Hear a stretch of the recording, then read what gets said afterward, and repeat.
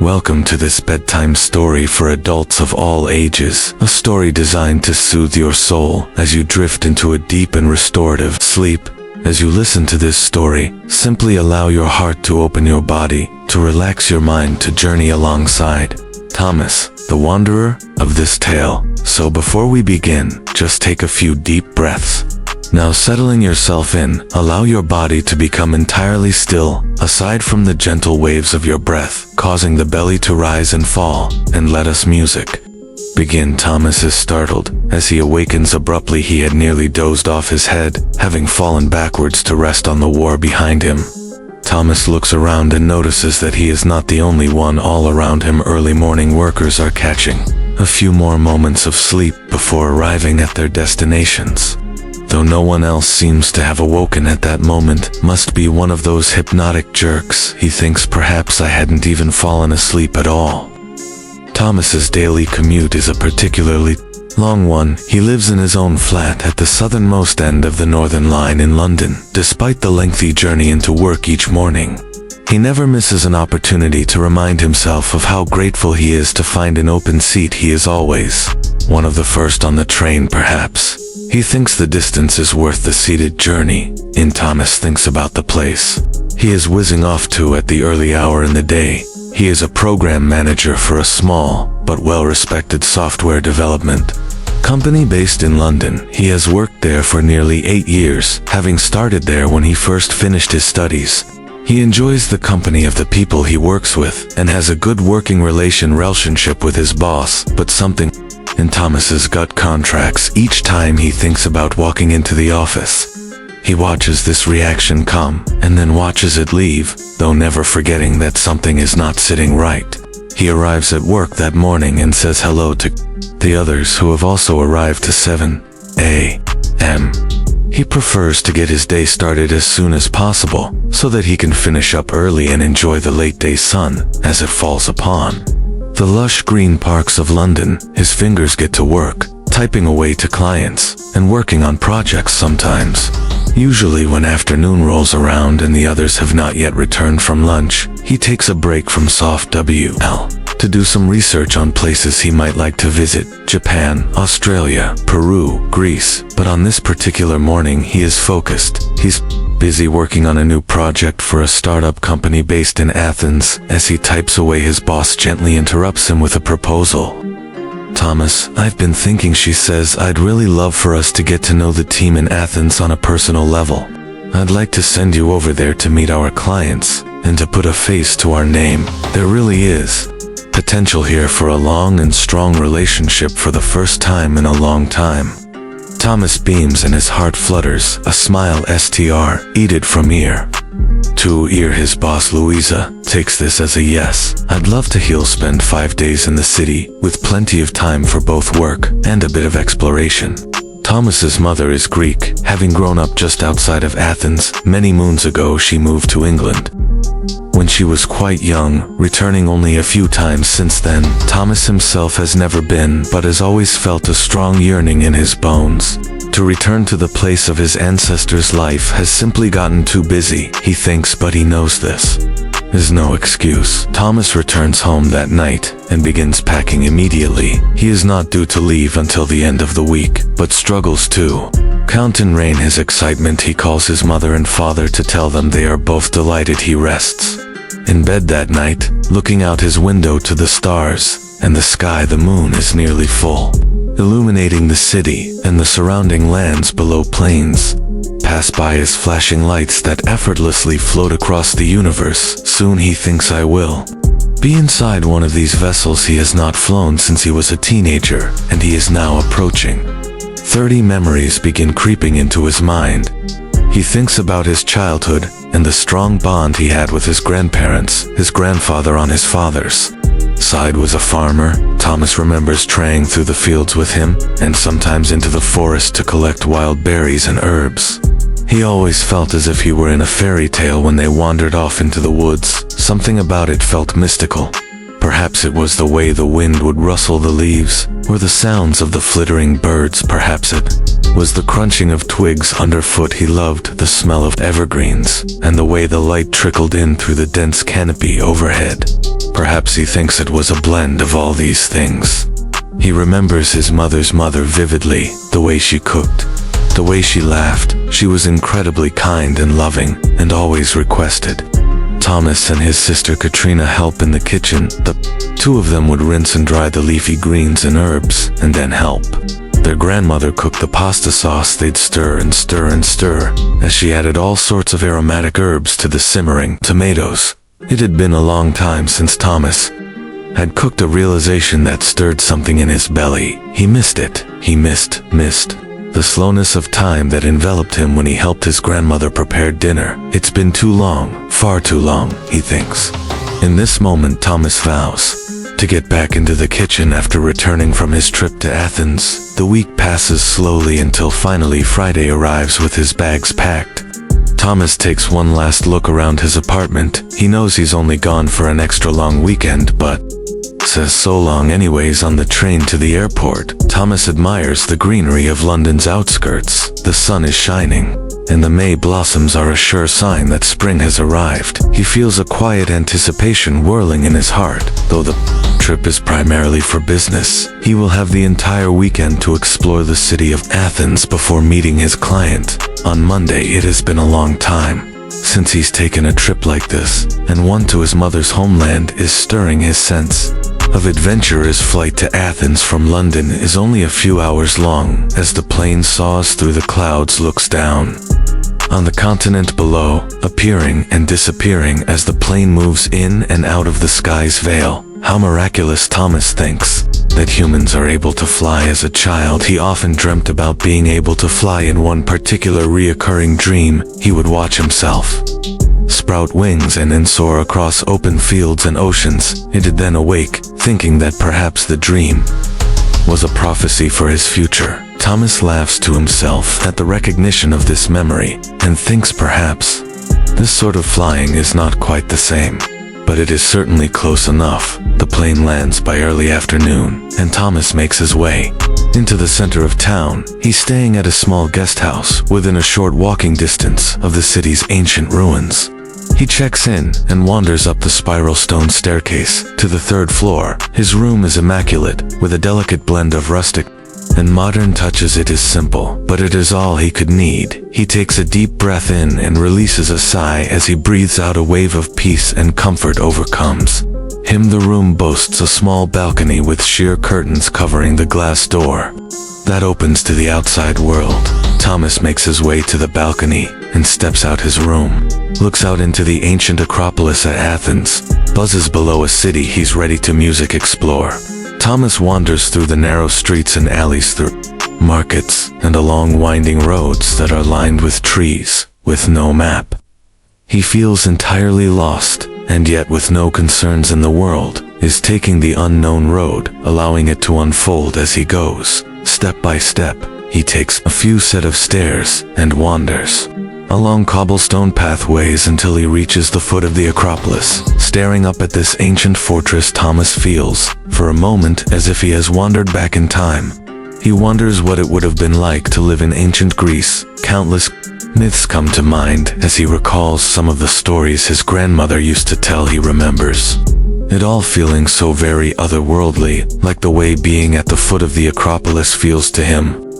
Now he pays his admission and ventures in, finding his breath having gone missing for just a few moments. As he enters, something has taken him nearly moving him to tears as he surrenders to this space and to the emotion arising in him. He realizes is how long it has been since he has allowed himself to be moved. The trip to Athens begins to unveil a new Thomas, a version of himself he can't quite describe, but one that brings about feelings of peace, confidence, and clarity. He breathes in and out effortlessly as he wanders the ancient Greek city. He dedicates the entire weekend to simply indulging in local cuisine, breathing in the history of ancient ruins, and sleeping soundly for as long as his body calls, for all worries melt away, as he grants himself permission to be entirely present with the land whose history courses through his veins. It has been a long time since he has slept so well. He drifts off easily and awakes feeling inspired and energized as he explores.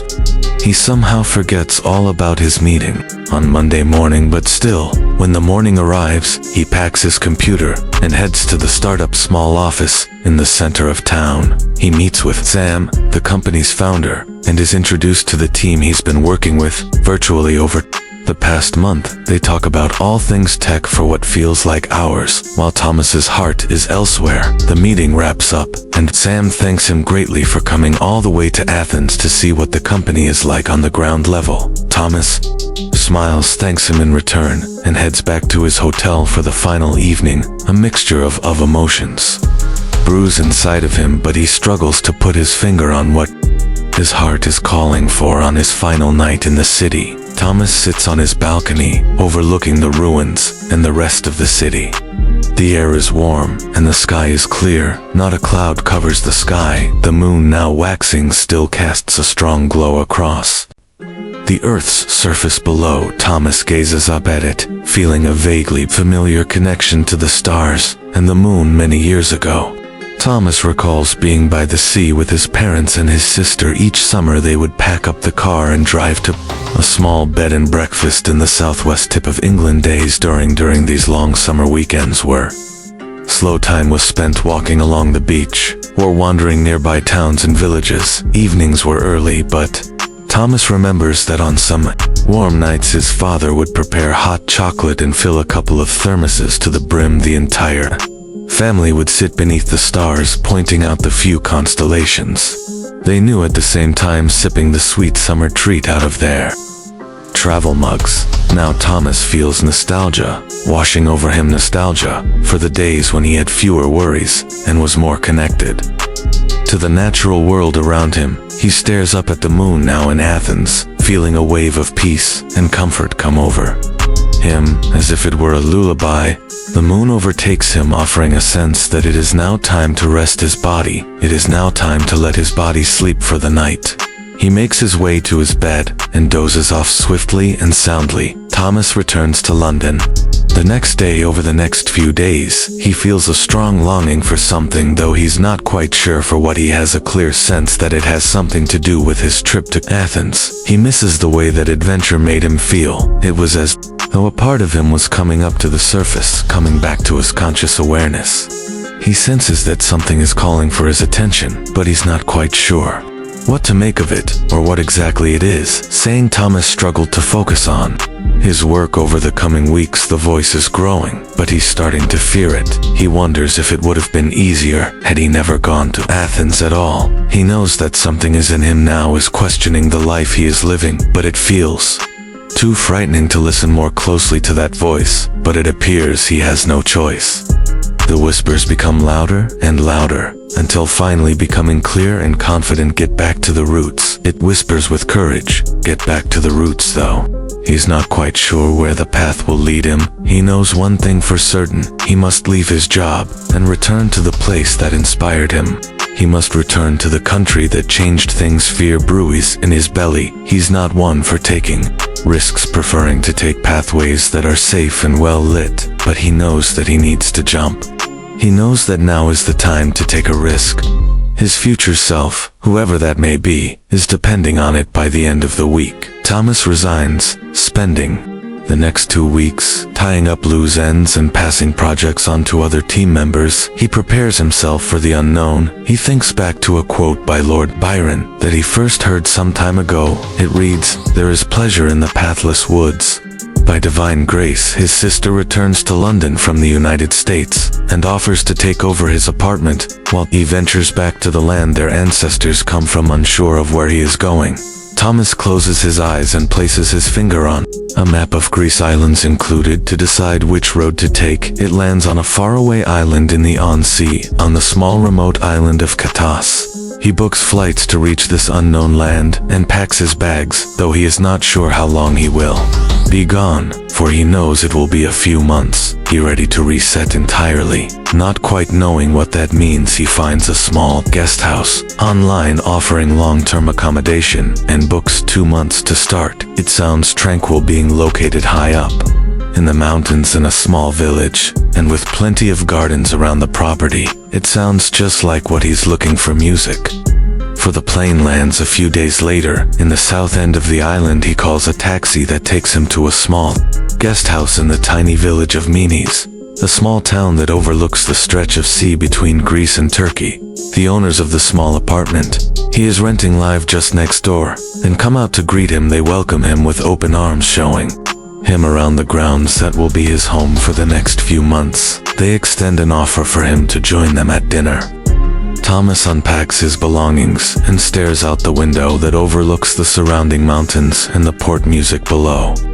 He breathes in the fresh mountain air as he cracks open the window. While he's not quite sure what he is doing here, he knows he is in the right place. Thomas heads for the hills, packing a small bag with water and fruit to sustain him for the afternoon's adventure. He walks through the mountains, admiring the vastness of this small island. Low-lying shrubs blanket the land as red, yellow, and magenta blossoms brighten the primal landscape. The sun beams down from overhead as he walks, allowing his instinct to guide him. As he wanders the land with no plan and no goal to guide him, he realizes it's been years since he's walked this aimlessly, perhaps not since childhood. He feels free, completely untethered, and prepared to begin again. He had expected to be overcome with jitters during these first few days, but he feels quite at peace instead. Occasionally, worried thoughts overcome his mind, pounding him with questions about what his plan is and what his intentions are. However, he knows that he does not hold the answers to these questions just yet, but he reminds himself that that is okay. Upon his return to the apartment, he witnesses how tired his body feels. He finds Maria and George, the owners of the guest house, and politely asks if he might join them the following night for dinner instead, as he's feeling tired from the day's activity. They tell him to rest well and let him know that he is welcome to join them anytime. Thomas slips quietly into bed and falls swiftly into a deep, deep sleep. That night, he dreams he is an astronaut floating far away in outer space, looking down at the world and realizing how small it really is. From way out in the galaxy, the Earth feels like a very small home. He realizes it is just one planet amongst millions of other floating bodies in the universe. The dream brings him a sense of wonder, inspiration, and a newfound appreciation for the Earth. He lives on, and for the life that courses through his body from way up here. He can see that the Earth is a home amongst other homes, and in the dream he thinks, wow, what a beautiful home I ended up living in. He awakens the next morning, feeling the clarity of the dream still with him, and in honor of the Earth, he decides to walk yet again. As he walks, he connects with the Earth through each step he takes. In some way, days, Thomas feels as if he is a baby, learning to walk for the first time. He never given much thought to the ground beneath his feet, but now he feels deeply connected to the land that supports him. After some time, he reaches a secluded beach where he nestles himself into the warm sand. He revels at the way the sand seems to wrap itself around his body as he nestles in, staring out at the ocean. Is reminded of the dream and of how the Earth revolves around as one complete unit in his bones. He now knows that he and everything around him lives and breathes together as a single organism. He breathes in the ocean air, feeling more and more settled in his body and in his surroundings. That afternoon, Thomas returns to the guest house feeling more energized and connected to himself and to the land. He makes his way to the second building on the property, to the home occupied by Maria and George. They are getting ready for dinner by chopping herbs, rolling small pieces of pasta, and preparing far to spread on their home-baked bread. He watches how intuitively their hands work with the food they are preparing and offers to help. "I won't be as quick as you," he warns them to, which they reply, "Speed is not a desirable factor in our kitchen. If anything, we like when things move slowly." Thomas is reminded of how things moved in his grandmother's kitchen and feels right at home. Over the next few days, Maria and George teach Thomas how to prepare local delicacies using herbs and produce them from the land. He learns to make dadas, wrapping vine leaves around herbed rice. Along the way, it dawns on him he has lost himself entirely to the kitchen, lost to the state of flow. His hands begin to work with the food, and he prepares more effortlessly and intuitively. Thomas is reminded of how much joy real food brings him from seed to stomach. One night, during his first week, he has another vivid dream. This time, however, is in an open meadow. Beneath a large awning, wooden tables are lined up beneath the canopy and are adorned with lace tablecloths and freshly picked flowers. Small twinkling lights line the edges of the awning. As dusk falls, his loved ones make their way to the table. Thomas stands at the head of the table and passes down dish after dish of food he has prepared for his friends and family. The group feasts, laughing and whispering beneath the midsummer night sky, savoring the head chef's succulent creations. In the morning, he awakes, knowing exactly what he is here for. He thinks about the voice that came to him just a few weeks ago, that whispered, "Get back to the roots," and suddenly, it becomes clear the roots he was meant to rediscover were not only the roots that connected him to Greece, but also those that permeate the land. He wants to know the earth through food. He wants to nourish the earth and the people on it through preparing wholesome plant foods and living in connection to the land. He finds Maria that morning and joins her in the garden. As he roams the rows of plants, he feels inspired to learn about each one, to get to know the way they grow. He asks Maria if she might teach her everything she knows, and she beams. She would be honored to pass on her knowledge of the land. Thomas remains in Cathis for 6 more months, soaking up every bit of wisdom he can get his heart and soul on. He learns to take care of the soil, to harvest, to forage, to cook. When his final month in Greece comes around, he feels prepared to bring his knowledge back to his more permanent home of London, and to begin his life again. On Thomas's last morning in Greece, he wakes early and heads for his favorite trail through the mountains. The sun has not yet risen, and there are no signs of the world being awake just yet. Thomas walks until finally he reaches a small cave that looks over the sea. He nestles himself in as he watches the sun rise from the horizon, sitting here in awe of the landscape. The old Thomas barely recognizes the new one, but the new one knows the old Thomas well. It is the Thomas he was born out of. As he watches the sun turn from black to purple to gold, Thomas thanks the land for bringing him home. He's grateful for having returned to Greece, but more importantly perhaps, he is blessed for having returned to himself. He thanks whatever higher self within him helped him to take the unknown leap that he would soon come to know would change his life forever. Music.